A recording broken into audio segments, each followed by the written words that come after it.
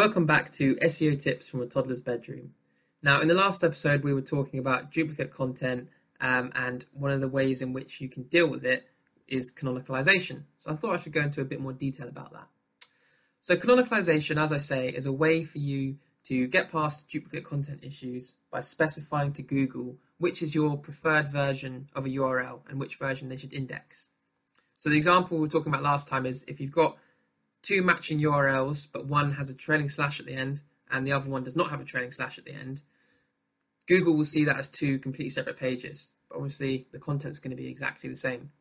So that's a duplicate content issue. So how do you deal with canonicalization? Well, you go into the HTML, so it's likely something a developer will need to do, and you add what's called a canonical tag. Now, this canonical tag will point to your preferred version.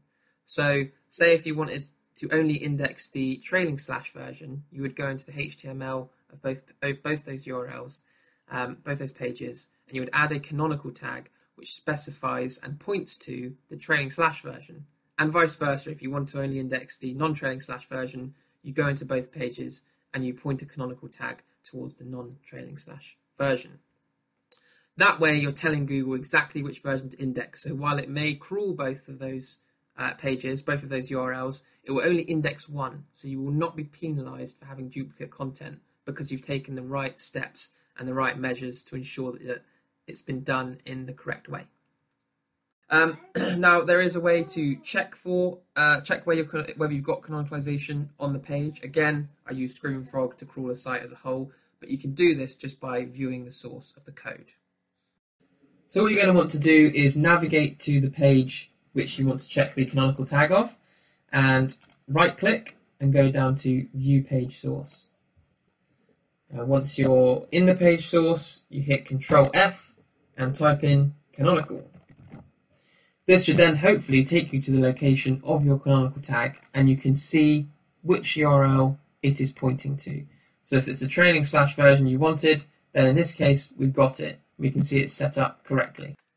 And that is how you can quickly check whether you've got canonicals on your page and whether they're pointing to the right place.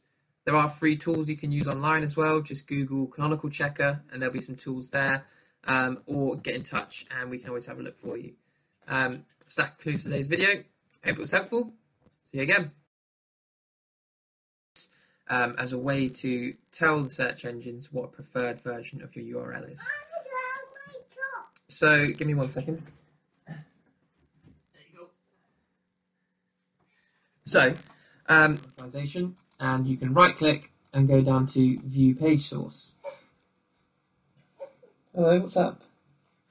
I want Mummy to teach me about that. It wasn't in Toddler last time. Makes sense. Okay. I'm going to pause the video.